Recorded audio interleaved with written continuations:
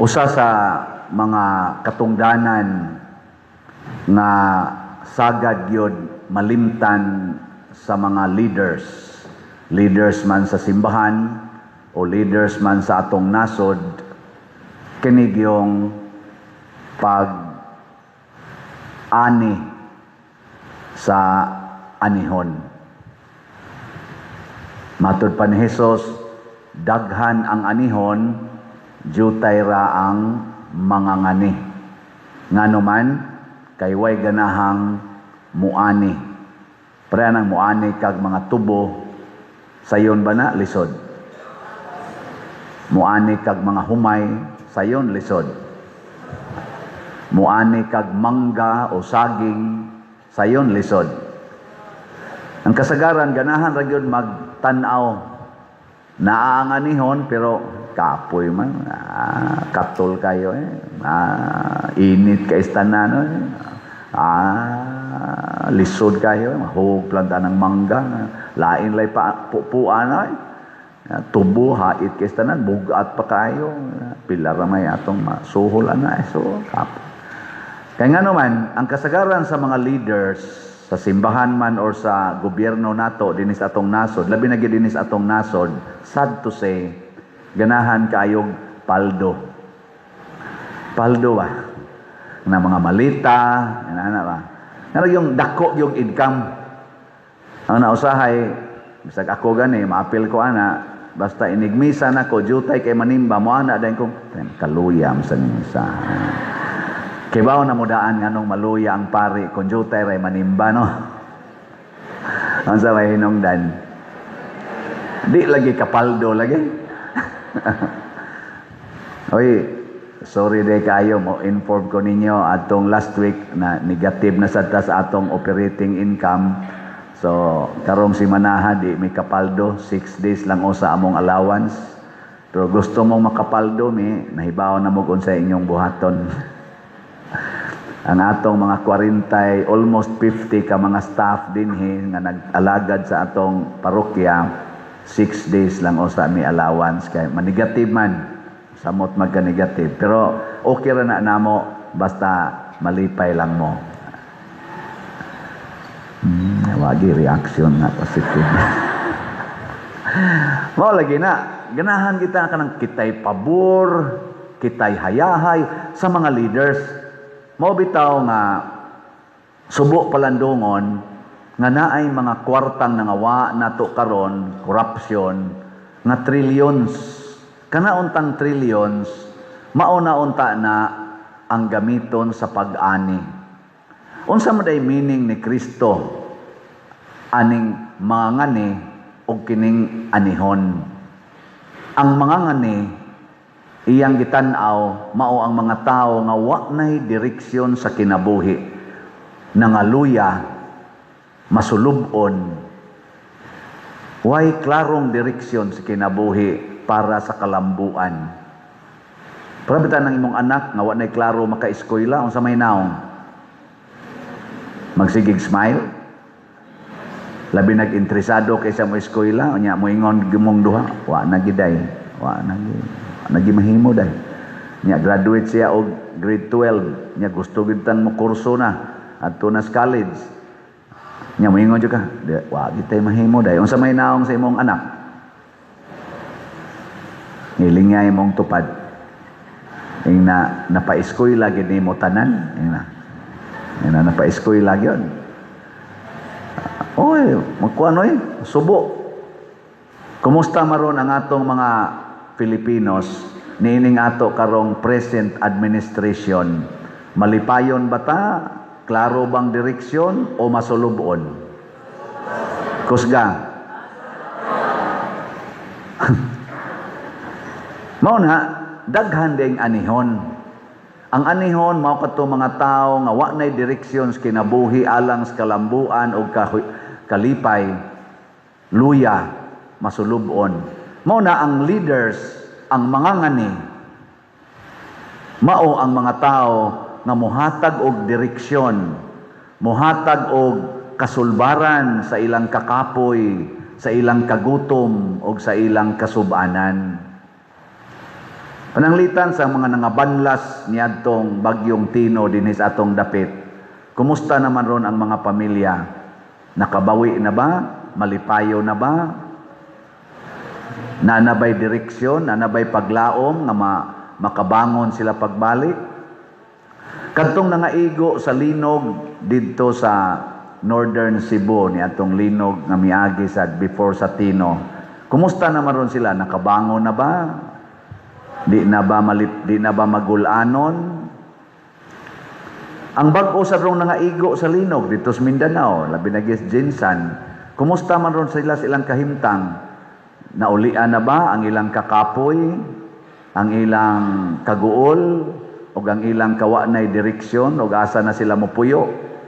Labi nag nga hugno, nga lusno na, nang liki ng ilang balay. Niya, ang mga leader sa atong nasod, masimbahan man o maggobyerno, kinahanglan mauni ang focus nila or nato, kitang mga leaders, sa atong ginagmay o dinagko nga makaya, kinahanglan kanunay nakasintro unsaon pagtubag ang kagutom, ang kaguol, ang pagkawa na direksyon sa atong katawhan. Kinsa man ron sa mga leaders nato sa gobyerno, alintas gobyerno kay ang simbahan sad panig-panig raman sad ni, hain mo sunod. Duha naman lang ni kagrupo ang nasa atong gobyerno, ang Marcos Group o Duterte's Group. Kinsa Manila ang tinuod nga mga ngani. Duterte's Group, Marcos Group. Sa mga congressmen nato, tanawa ko no, kinsa karos mga congressmen nato, congresswomen, nga naghatag og timaan, tinaw nga timaan nga mga ngani sila sa katawhang Pilipinos. Sa atong executive department, gikas presidente hangtod sa barangay officials, kinsa kaha nila ang nagpakita nga maayong mga ngani or tapulan nga mga ngani. No? Sa mga senador, sa atong Supreme Court, Justice, ang sanay nga Judiciary, kinsa Manila ang mga maayong mga ngani o kaha tapulan nga mga ngani. Ang mga leaders nga gipili ni Kristo, 12 ka buok ang gauna. 12. Nya sa unang pagbasa gihisgutan sa diri ang kinabuhi ni Moises nga gipili sad sa Ginoo nga mahimong mga ngani sa mga Israelita nga naluya, nasubo, wa nay direksyon kay naulipon didto sa Ehipto. Ang nihatag nila kasulbaran, direksyon mao si Moises. Unya nakaabot sila didto sa yuta nga gisaad. Dayon ang gasunod nga mga propeta, mga hari sama ni Hari David, nila ni propeta Elias, sa ni Isaías o uban pa, Jeremiah o uban pa, hangtod ni San Juan Bautista. O ang pinakanindot nato nga mga ngani, nga nihatag yung final na gyud nga direksyon tubag sa atong panginahanglan, mao si kinsa man ang gihisgutan sa ikaduhang pagbasa, mao si Hesukristo, ang atong gitawag og Mesiyas o manluluwas.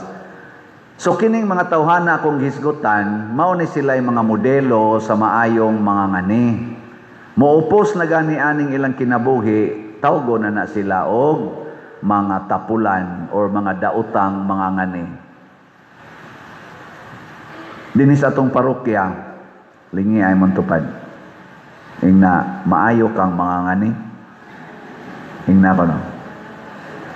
Unsa man roy problema sa atong parokya, kanang panginahanglan nga usahay makaluya nato ang atong bell tower, wa na gani na magtingog karon kay ato pang giayong, no?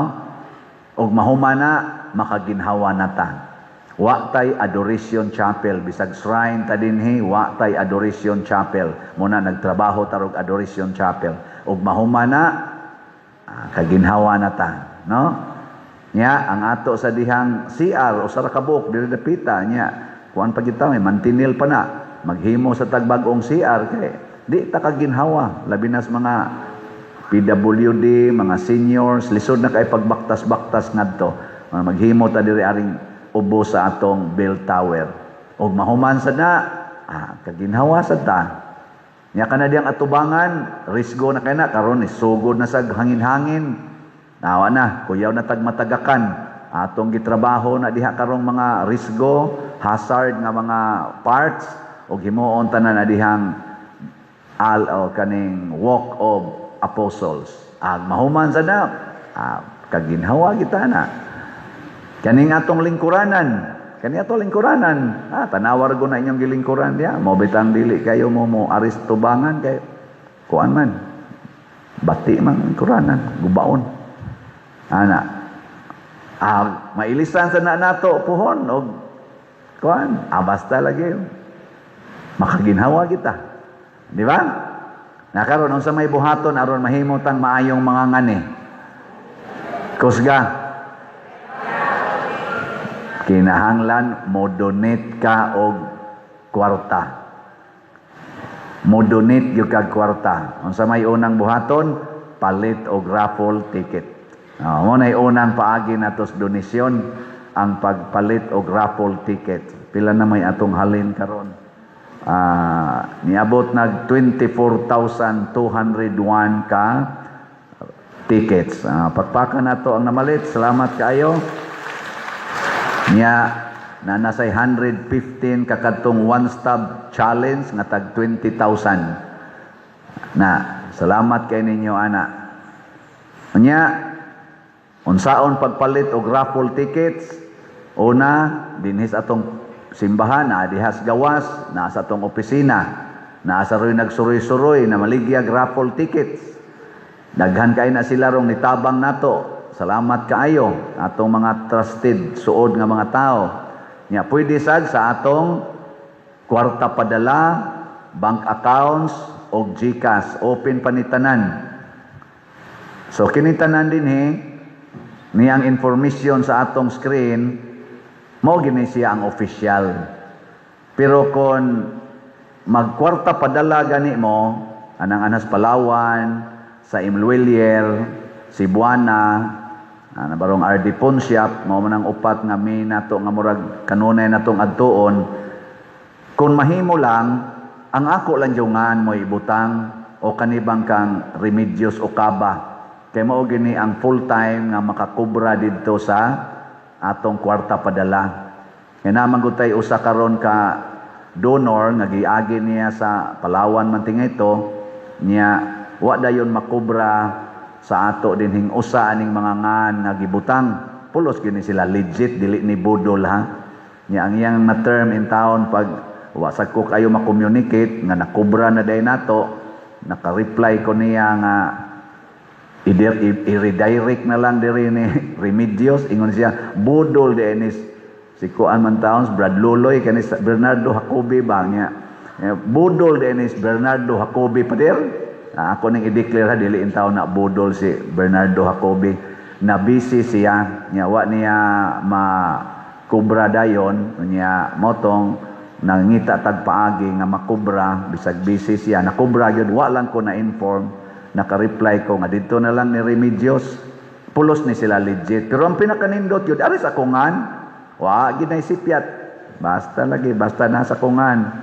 Di gina kay pari god, kuha day na may kini musiko, kaya abe sag-asa pa nyo ipada, kuha gina. Pero ayaw lang sa kuan, ayaw lang sa i-appeal ang kanang naang say nga na Western Union, basta ako ngan Western Union, gi-block man sa kunilay. Pero kanang upat nanang unsay nga ana og sa mga international ubang mga kwarta padala okay kayo. Ayaw lang ng Western Union kay sila may ni dili mo dawat na sa akong signature kay nilapas na kuno ko sa ilang allowable nga ceiling ba sa pagdawat og kwarta. Dugay na so gi-blacklist na ko nila. Lagi lang okay lang na siya. Ato lang sa ng subton kay ilam ng internal system. Ako lang ng gisgutan Kay kining atong paghatag og mga donations, mao ni siya ang atong paagi sa pagkamaayong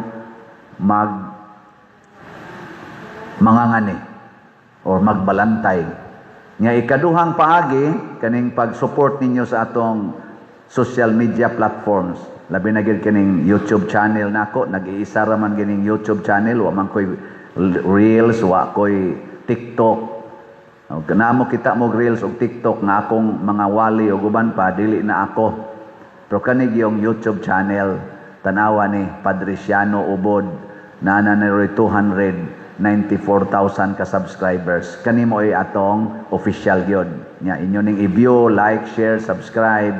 Makatabang mo paghatag og direksyon sa atong mga katawhan, makatabang sad mo nga maka-income tagamay kay maayo man ang YouTube, muhatag man gyud sila og share nato. Ginagmay ra noon, pero sige lang, maka tabang-tabang na gyud nato dire. Nya sa official natong Facebook page mao ang Archdiocesan Shrine of Santiago Apostol de Compostela.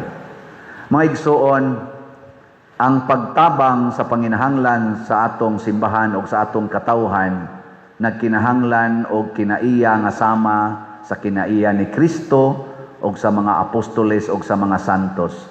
Og mausad ni ang dili ganahan sa atong mga leaders, labi na sa leaders sa atong nasod sa gobyerno. Unsa man gigauna, kinahanglan self-emptying. Kalimtig yun ang kaugalingon. Ihatag ang tanan ngadto sa imong giatiman na katawhan. Ayaw gyud huna-hunaa imong kaugalingon. Mo na ingos Kristo, kalimtig gyud imong kaugalingon. Deny yourself. Kay magsigi ka hunahuna sa imong kaugalingon, di gyud ka kapalit og raffle ticket. Di gyud ka kadonate. Nya ngadto sa mga gobyerno, kanang mga income sa atong nasod di gina mapunta sa atong katawhan basta magsigi sila hunahuna silang kaugalingong kaugmaon. Ikaduha, kinahanglan andam nga moalagad, dili magpaalagad. Karabang dili magsigig hunahuna nga ako'y alagaran. Sa atong mga leaders karon poira lang sa mga pipila. Gusto kay silang magpaalagad. Kana lang moagi anang kalsada nga magwangwang, di moagig traffic, mo shortcut pa. Nanong dili man sila moagi anang traffic, nga part man na sa ilang gialagaran. Nganong magwangwang man gyud nya mo short mo counterflow pa kananong ambulance, kanang mga kuan, kanang mga say na emergency ba kanang say na bombero, mga patrol car, mo respond ba na sila. Pero government officials ay agi mo sa kuan way traffic. Di ba? Hoy. Ana na siya. Aron ka makakita unsa day panginahanglan ron sa imong katilingban kay nakakita jud kang purting trapika. Unya ikatulo, andam moantos og magpakamatay para sa iyang katawhan. Mao na diri sa atong ikaduhang pagbasa giingnan gyud gipahinomdoman kitang sa nagpahinomdom na to. Si San Pablo, sulat sa taga-Roma, kay sa panahon nga wala pa kitay mahimo, nagpakamatay si Kristo alang sa mga dautan sa panahon nga gipili sa Dios. Lisod kuno pagpakamatay para sa taong buutan, pero si Kristo nagpakamatay samtang dautan pata. Kinsa man roy anda magpakamatay sa atong nasod, ang mga Marcos Group, Duterte's Group. Kinsa may anda mo alagad, Duterte's Group, Marcos Group. Kinsa may andam nga mo salikway sa ilang kaugalingon para lang yun mahatagan o kaayuhan ang atong katawhan, Marcos Group, Duterte's Group. I-check sad ang atong simbahan, apil nako. Check up pa. Naaba ko aning tulo? Naaba ko aning panghuna-hunaa? Secret. Kanang impeachment para sa Vice Presidente, nahaom ba na aning tulo nga self-denial nga alagad sa katilingban o pag-antos? Kanang pagpadakop ni Bato de la Rosa aron dadon ngadto sa ICC, nakahatag ba na og maayong direksyon, kasulbaran sa problema sa atong mga katawhan?